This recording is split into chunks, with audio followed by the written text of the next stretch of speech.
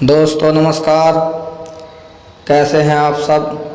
प्रजापति धार्मिक कहानी चैनल में आपका स्वागत है। तो आज हम आपके लिए विक्रम बेताल की 10वीं कहानी सबसे अधिक त्यागी कौन लेकर प्रस्तुत कर रहे हैं। तो आप सभी से अनुरोध है कि सभी ध्यानपूर्वक सुनें और हमारे चैनल को सब्सक्राइब जरूर कर लें। एक बार फिर राजा विक्रमादित्य बेताल को पेड़ से उतारकर योगी के पास जाने के लिए आगे बढ़ता है।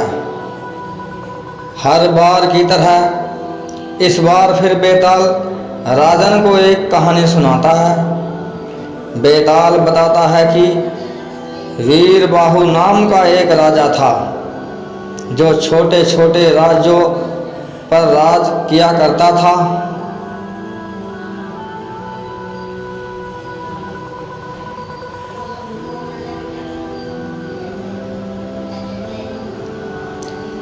राजा अनकपुर नामक राजधानी में रहता था। उसी राजधानी में अर्थरथ नाम का एक व्यापारी भी रहता था जिसकी मदनसेना नाम की एक बेटी थी। व्यापारी की बेटी अक्सर घूमने के लिए बाग में जाया करती थी। एक दिन युवक ने मदनसेना को बाग में देखा और देखता ही रह गया। वो मदनसेना से प्रेम करने लगा और हरदम उसी के ख्यालों में डूबा रहता है।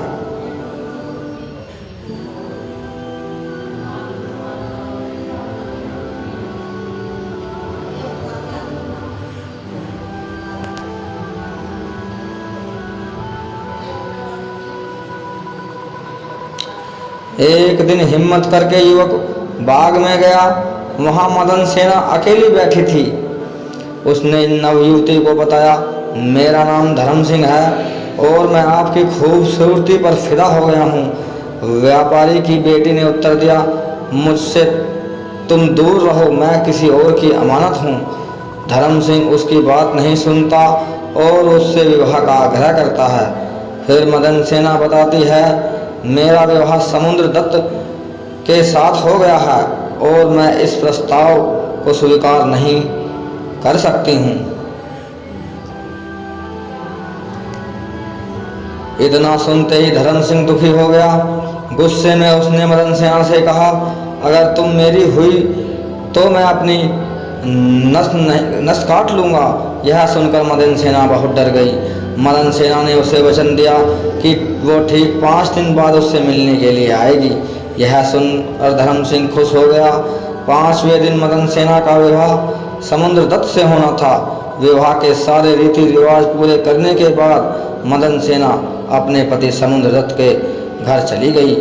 लेकिन उसे धर्म सिंह को दिया हुआ अपना वादा याद था। पति जैसे ही मदनसेना के पास जाता है तो वह उससे कहती है कि मुझे आपसे बहुत ज़रूरी बात करनी है।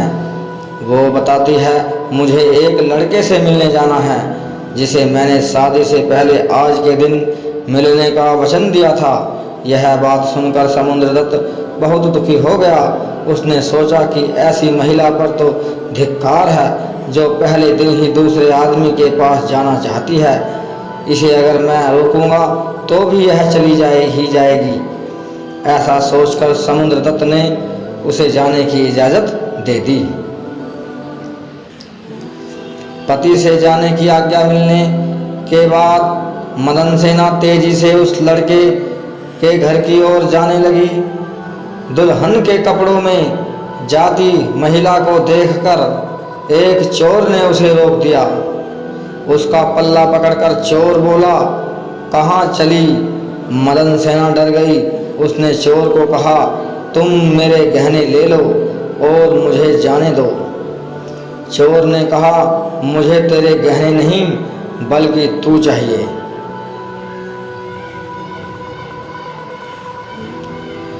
मदनसेना ने सारी बातें बताते हुए कहा, पहले मैं धर्म सिंह से मिलने जाऊंगी, उसके बाद मैं लौटकर तुम्हारे पास आऊंगी। चोर ने पूछा, तुम शादी के पहले दिन ही अपने पति को छोड़कर जा रही हो। लड़की ने जवाब दिया कि वो अपने पति की इजाज़त लेकर जा रही है। यह सुनकर चोर ने कहा, जब तुम्हारा पति तुम्हें भेज सकता है तो जाओ, मैं भी तुम्हें जाने के जाने देता हूँ, पर वहाँ से लौटकर सीधे तुम मेरे पास ही आना। मदन सेना चोर को वचन देकर उस लड़के के पास जाने के लिए चलने लगी। उधर मदन सेना का पति और चोर दोनों उसका पीछा कर रहे थे। चलते चलते मदन सेना धर्म सिंह के घर पहुंच गई। उसने मदन सेना को शादी के जोड़े में देखकर पूछा, अरे तुम मुझसे विवाह करने के लिए शादी का जोड़ा पहन कर आई हो? मदन सेना ने उसे बताया कि उसकी शादी हो गई है। इतना सुनते ही लड़के ने कहा, तुम कैसे अपने पति से बचकर यहाँ आ गई? मदन सेना ने उसे सारी बात बता दी कि वो किस तरह अपने पति से इजाज़त लेकर आई है।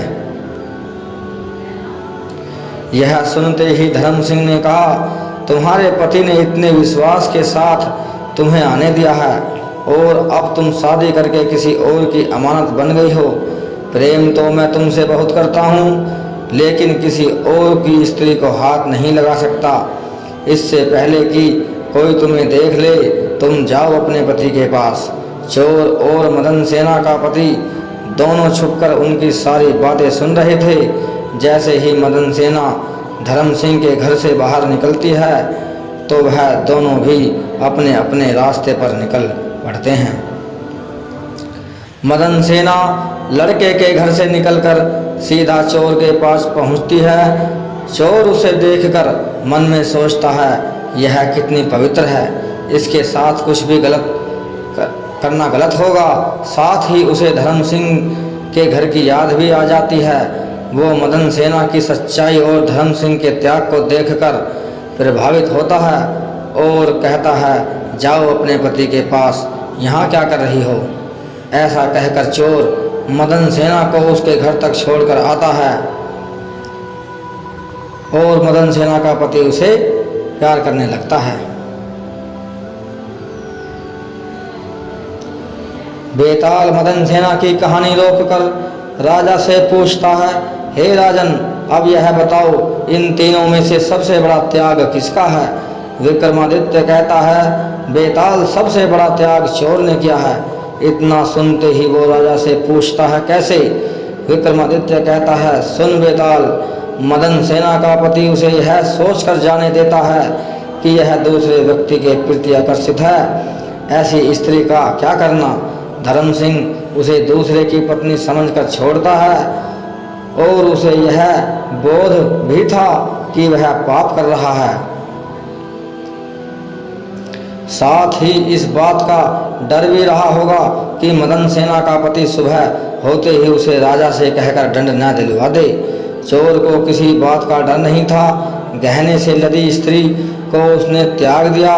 वो हमेशा से ही पाप कर्म करते आ रहा था, इस बार भी कर लेता तो उसका कुछ नहीं बिगड़ता।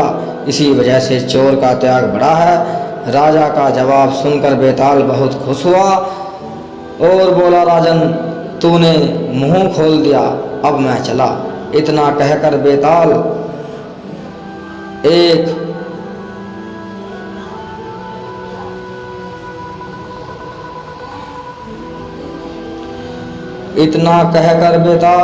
एक बार फिर से उड़ जाता है और राजा विक्रम फिर से बेताल के पीछे भागने लगते हैं।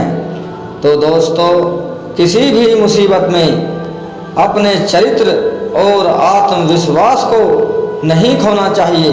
चाहे कुछ भी हो जाए, परिस्थितियां चाहे कैसी भी रही हों, लेकिन मनुष्य को अपना चरित्र बनाए रखना चाहिए। तो दोस्तों, अगर आपको हमारी ये कहानी अच्छी लगी हो तो हमारे चैनल को सब्सक्राइब कर लें, ताकि हम इसी तरह नई नई कहानी की वीडियो आप तक पहुंचा सकें। तो दोस्तों, नमस्कार।